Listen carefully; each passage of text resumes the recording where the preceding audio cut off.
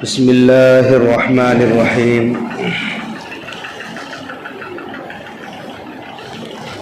نحمده ونصلي على رسوله الكريم اما بعد اعوذ باللہ من الشیطان الرجیم بسم اللہ الرحمن الرحیم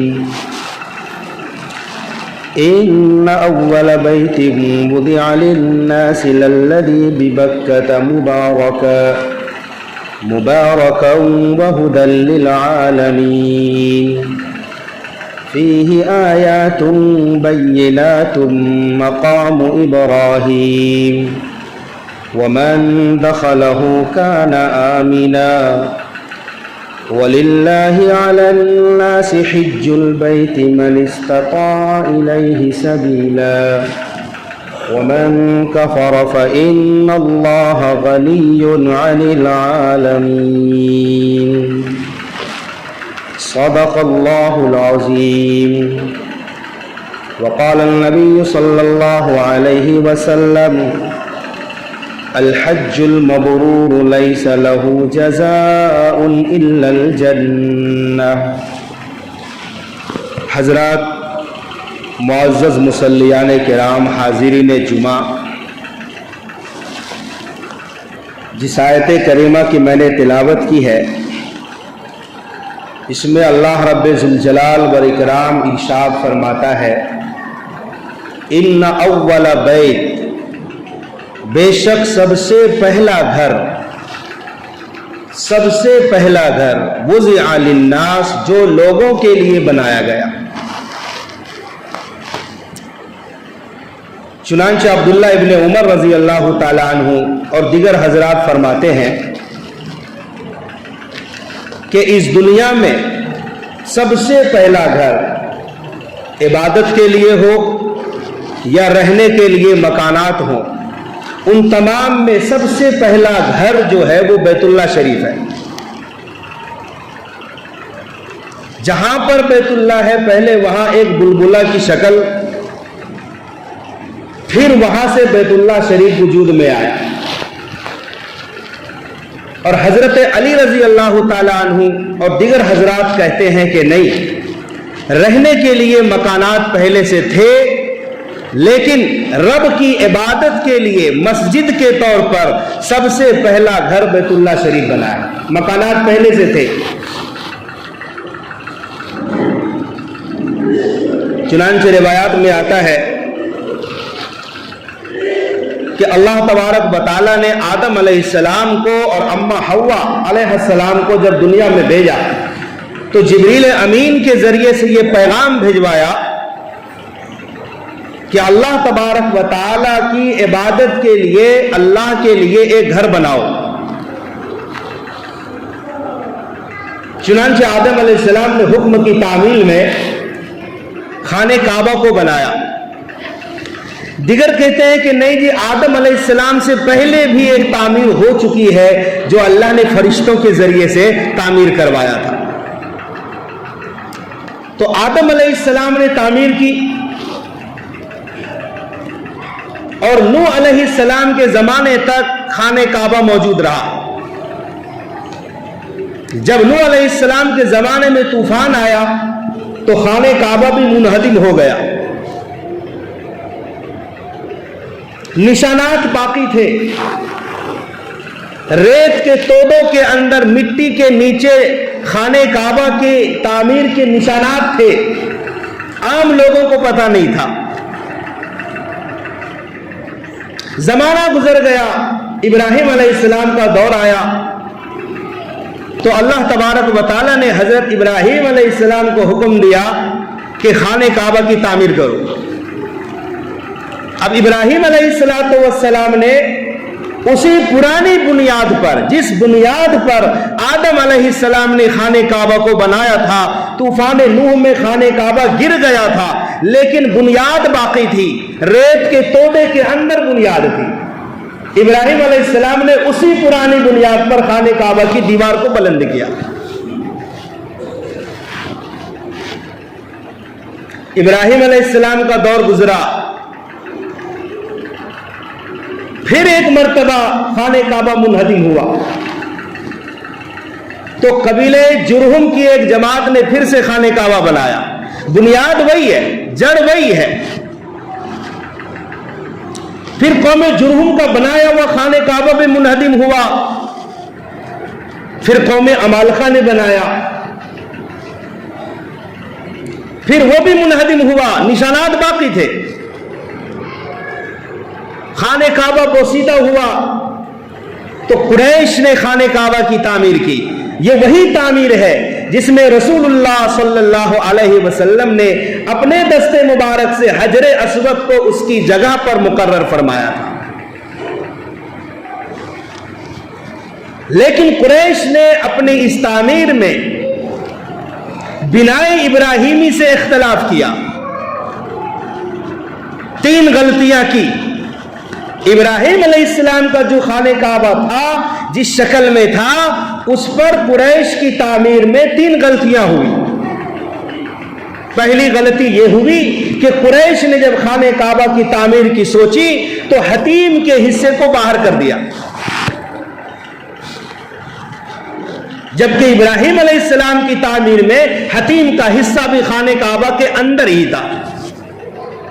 مالی کمی کی وجہ سے قریش نے حتیم کو باہر کر دیا.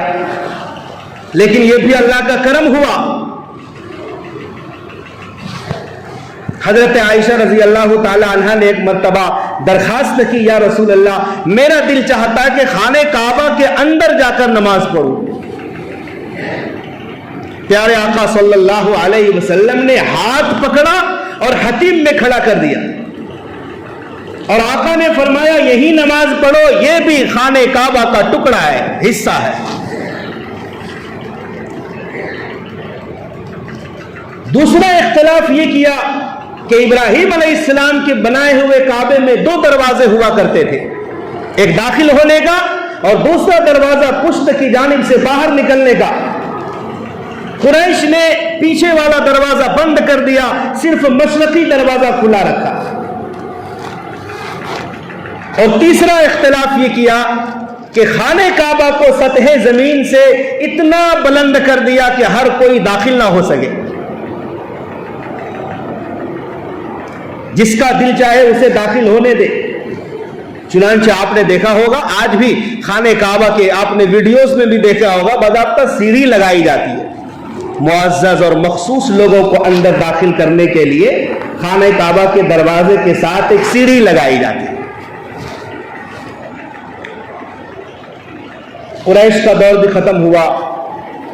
پیارے آقا صلی اللہ علیہ وسلم کا دور آیا تو آپ فرمایا کرتے تھے حضرت عائشہ سے کہ عائشہ, میرا دل چاہتا ہے کہ حتیم کو بھی خانہ کعبہ کے اندر کر دوں اور خانہ کعبہ میں 2 دروازے کر دوں. بنائے ابراہیمی پر, جو ابراہیم علیہ السلام کے نقشے پر بنا ہوا خانہ کعبہ تھا, اسی طرز پر تعمیر کروں. لیکن کیا کروں, لوگ نئے مسلمان ہوئے ہیں, نہ مسلم ہیں, نہ واقف ہیں. ان کے ڈر سے کہ یہ لوگ کیا سوچیں گے, تو اللہ کے نبی نے ایسا نہیں کیا. لیکن حضرت عائشہ رضی اللہ تعالی عنہا کے بھانجے عبداللہ ابن زبیر رضی اللہ عنہ کا دور آیا اور یہ مکے کے اوپر حکومت ہوئی ان کی. تو عبداللہ ابن زبیر رضی اللہ تعالی عنہ نے اس خانہ کعبہ کو منہدم کر دیا اور ابراہیم علیہ السلام کے زمانے کا جو خانہ کعبہ بنا ہوا تھا اسی طرز پر بنا دیا. لیکن چند ایام کی حکومت تھی, ظالم الامہ حجاج بن یوسف کا دور آیا. یہ بڑا ظالم شخص تھا, اس کو گوارا نہیں ہوا کہ عبداللہ ابن زبیر کا بنایا ہوا خانہ کعبہ لوگ عبداللہ ابن زبیر کی تعریف کریں گے, مدح و ثنا کریں گے. تو حجاج بن یوسف نے گوارا نہ کیا, بلکہ عبداللہ ابن زبیر کے بنائے ہوئے خانہ کعبہ کو بھی گرا دیا اور لوگوں میں یہ بات مشہور کر دی کہ یہ تعمیر غلط ہے, کیونکہ اللہ کے نبی کے دور میں یہ تعمیر نہیں تھی. بہرحال حجاج بن یوسف نے پھر قریش کے زمانے کا خانہ کعبہ بنا دیا اور آج تک اسی نقشے پر خانہ کعبہ ہے. ترمیم ہوتی ہے, مرمت کا کام ہوتا رہتا ہے, لیکن نقشہ وہی ہے جو قریش نے کیا ہے. ان اول بیت وضع للناس، پہلا گھر جو لوگوں کی عبادت کے لیے مقرر کیا گیا کہاں ہے؟ للذی ببکہ. بکہ اور مکہ ایک ہی چیز ہے. اہل عرب میم کو با سے بدل دیتے تھے، اس کے بے شمار نظائر ہے کتاب میں. میم کو با سے بدل کر پڑھتے تھے شعر و شاعری میں، یا یہ کہ مکہ ہی کا دوسرا نام بکہ ہے. وضع للناس للذی ببکہ، جو مکہ شہر میں ہے. علماء نے مکۃ المکرمہ کے 50 نام گنوائے ہیں، اور ناموں کی کثرت مکۃ المکرمہ کی فضیلت کی وجہ سے. قرآن حکیم نے بھی مکۃ المکرمہ کو الگ الگ ناموں سے یاد کیا ہے. بلد الامین کہا ہے، قریہ کہا ہے، ام القری کہا ہے، اور مکہ کہا ہے، بکہ کہا ہے. یہ سب مکۃ المکرمہ کے نام ہیں. یہ جو گھر ہے، پہلا گھر جو لوگوں کے لیے بنایا گیا مکۃ المکرمہ میں، اس کی خصوصیت کیا ہے؟ مبارکہ، خیر و برکت والا ہے. ظاہری طور پر بھی معنوی طور پر بھی. ظاہری برکت کیا ہے؟ خانہ کعبہ کی وجہ سے مکۃ المکرمہ کے باشندوں کو کسی چیز کی تکلیف نہیں ہوتی. ہر حملہ آور کے حملہ سے اللہ تعالیٰ نے مکۃ المکرمہ کو محفوظ کر دیا ہے بیت اللہ شریف کی وجہ سے. چنانچہ ہاتھیوں کا لشکر آیا، ابرہہ نے حملہ کرنے کی کوشش کی، اللہ تبارک و تعالیٰ نے بیت اللہ کی حفاظت کی اپنی ننھی مخلوق کے ذریعے سے، ابابیل پرندے کے ذریعے سے. اسی بیت اللہ کی وجہ سے مکۃ المکرمہ میں فقر و فاقہ نہیں آتا ہے، بلکہ صرف مکہ کیا، حج کا جب موسم آتا ہے مکۃ المکرمہ کی ٹوٹل جتنی آبادی ہے اس سے 4 گنی 5 گنی آبادی جمع ہوتی ہے. اور حج کے موسم میں ہائے کوئی افراتفری نہیں، ہر چیز کی فراوانی ہے. سبزیاں، پھل، فروٹ، ترکاریاں، گوشت اور ہر ضرورت کا سامان وافر مقدار میں مکۃ المکرمہ میں دستیاب ہے. کبھی نہیں سنا گیا کہ مکہ میں کسی چیز کی کمی واقع ہوئی ہے. یہ برکت ہے بیت اللہ شریف. اور پھر یہ کہ لاکھوں حجاج کرام حج کے موسم میں بعض لوگ تو اکیلے خود 100 جانوروں کی قربانیاں کرتے ہیں، اور اوسطاً فی کس ہر شخص ایک قربانی تو یقینی طور پر کرتا ہی ہے حج کے دنوں میں. لیکن کبھی سننے میں نہیں آیا کہ اس مرتبہ مکہ کی منڈی میں بکروں کی کمی ہے، جانوروں کی کمی ہے. ایسا کبھی سننے میں نہیں آیا. یہ کیا ہے؟ للذی ببکہ مبارکہ. یہ جو بیت اللہ ہے پہلا گھر ہے لوگوں کی عبادت کے لیے جو مکۃ المکرمہ میں ہے، یہ بابرکت ہے. اور برکت روحانی طور پر بھی ہے کہ جو حرم کا اور خانہ کعبہ کا طواف کرتا ہے، برکت یہ ہے کہ گناہوں سے وہ شخص پاک ہو جاتا ہے. یہ بیت اللہ شریف کی برکت ہے. برکت یہ ہے کہ حرم کے اندر ایک نماز کا ثواب 1,00,000 کے برابر ہے. یہ برکت ہی تو ہے. برکت کیسے کہتے کسے ہے؟ برکت کا معنی ہے بڑھنے کے. اب ظاہر ہے یا تو کوئی چیز ہے وہ حقیقتاً میں بڑھ جائے. برکت کا ایک معنی یہ بھی ہے کہ حقیقتاً میں چیز میں اضافہ نہ ہو لیکن اس سے ساری ضرورتیں پوری ہو جائے، یہ بھی برکت ہے.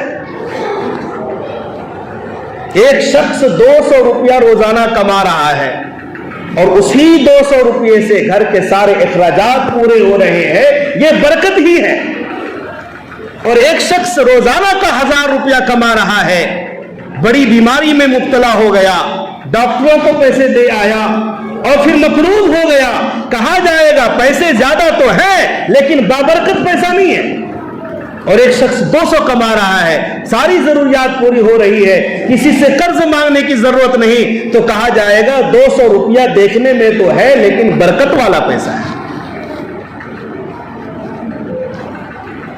حدیث پاک میں آتا ہے ایک نماز آپ محلے کی مسجد میں ادا کریں ایک ثواب ملے گا, وہی نماز گھر میں آپ پڑھیں تو ایک ثواب ملے گا, محلے کی مسجد میں ادا کریں تو 25 گنا یا 27 گنا ثواب ملے گا ایک نماز کا, اور جامع مسجد میں پڑھیں تو 500 گنا, بیت المقدس میں پڑھیں 1000 نمازوں کے برابر ثواب, مسجد نبوی میں پڑھیں تو ابن ماجہ کے مطابق 50,000 نمازوں کا ثواب, اور وہی نماز آپ مکہ کے حرم میں نماز پڑھیں تو کتنا 1,00,000 نمازوں کے برابر. یہ روحانی برکت ہے. واحد مکہ ایسا شہر ہے, بیت اللہ ایسا گھر ہے جہاں صرف طواف والی عبادت ہوتی ہے, باقی دنیا میں کوئی طواف والی عبادت کہیں نہیں ہوتی. وَهُدًى لِّلْعَالَمِينَ, پہلے کہا یہ برکت والا گھر ہے اور سارے جہان کے لیے ہدایت ہے, رہنمائی کرتا ہے یہ گھر. ہم نماز بھی پڑھتے ہیں تو بیت اللہ کی رہنمائی میں پڑھتے ہیں کہ بیت اللہ کی طرف ہم رخ کر کے نماز پڑھتے ہیں, وہ ایک طرح سے ہمارے لیے ہادی ہے, ہدایت کر رہا ہے, رہنمائی کر رہا ہے. چنانچہ خانہ کعبہ سارے جہان کے لیے ہدایت کا مرکز ہے, اور خانہ کعبہ کی بیٹیاں ہیں تمام مساجد, روحانی کنیکشن ہے, تو گاؤں کی مسجد گاؤں والوں کے لیے ہدایت کی جگہ ہے, اور خانہ کعبہ چونکہ سارے جہان کا مرکز ہے تو سارے جہان کے لیے ہدایت کا مرکز خانہ کعبہ ہے.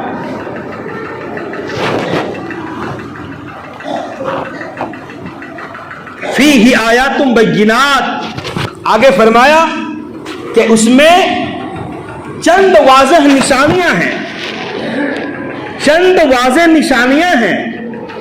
آگے فرمایا مقام ابراہیم, مقام ابراہیم سے پہلے مقام ابراہیم کو تو خاص ذکر کیا واضح نشانیوں میں سے, لیکن مقام ابراہیم سے پہلے اس میں چند واضح نشانیاں ہیں.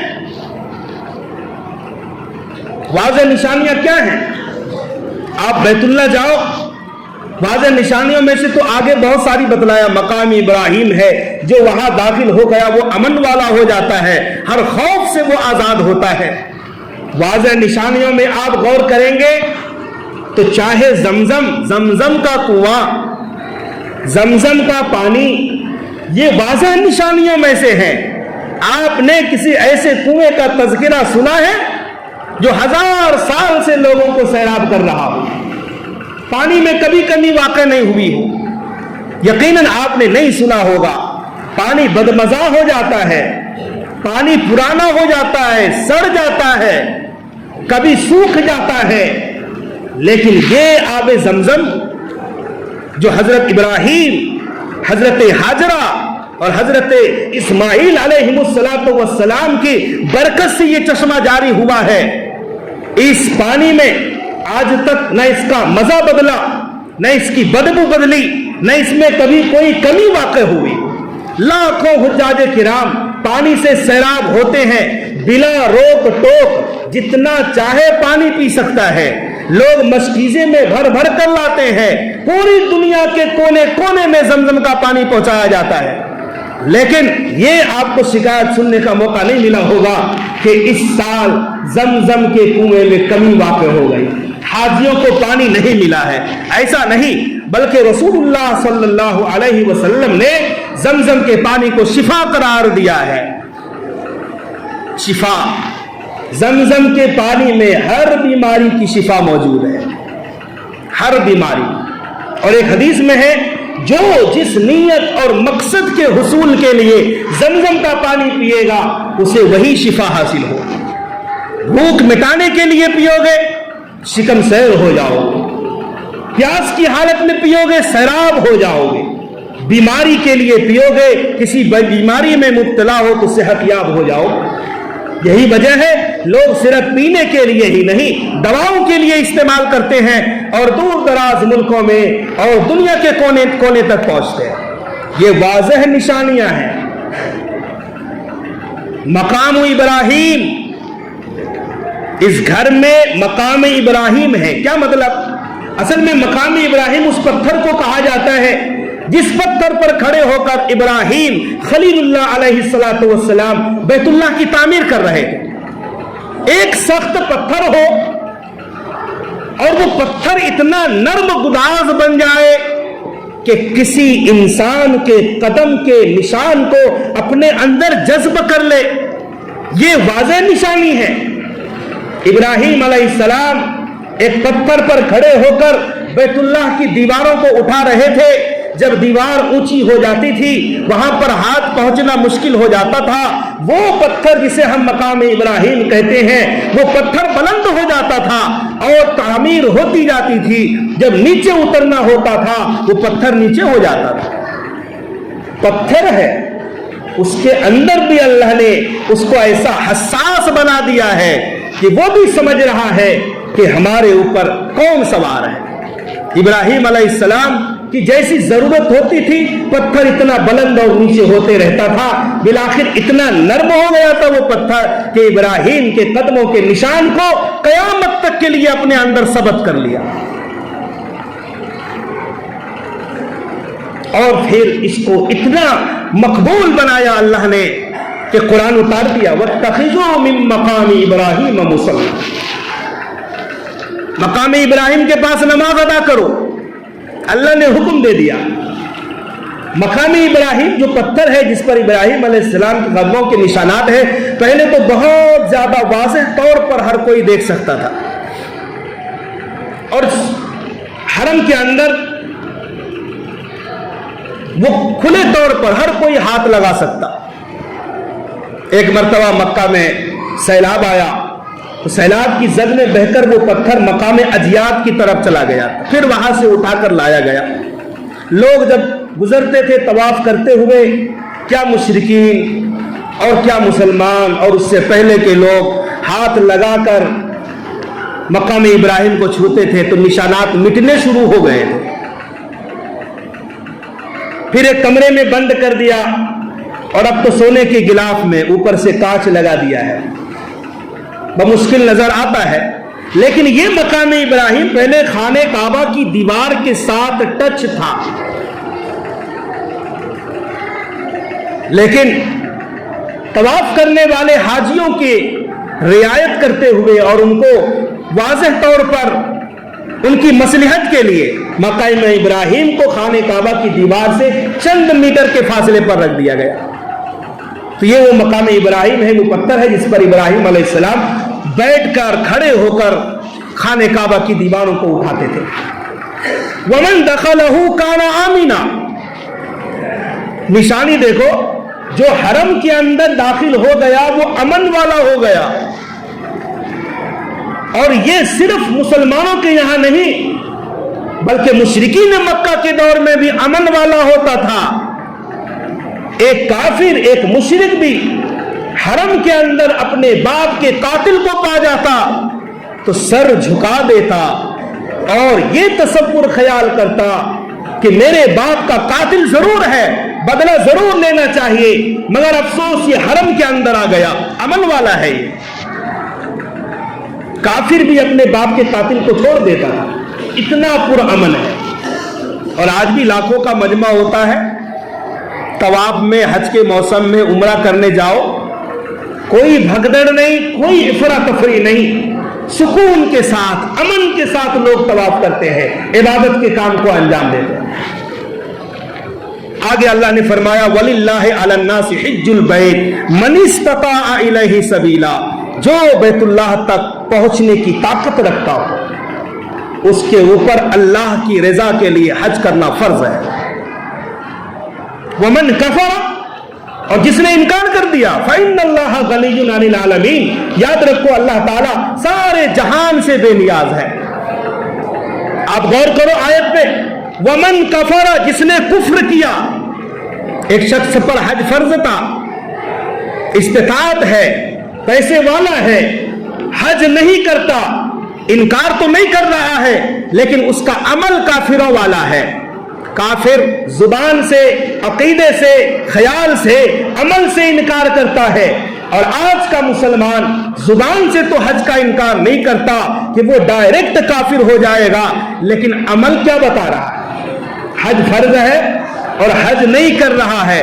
گویا کہ آپ کا عمل ایک درجے میں ایک کافر اور مشرک کے ساتھ مل رہا ہے. میرے بھائیو، دوستو، بزرگوں، حج کے فریضے کو انجام دیں.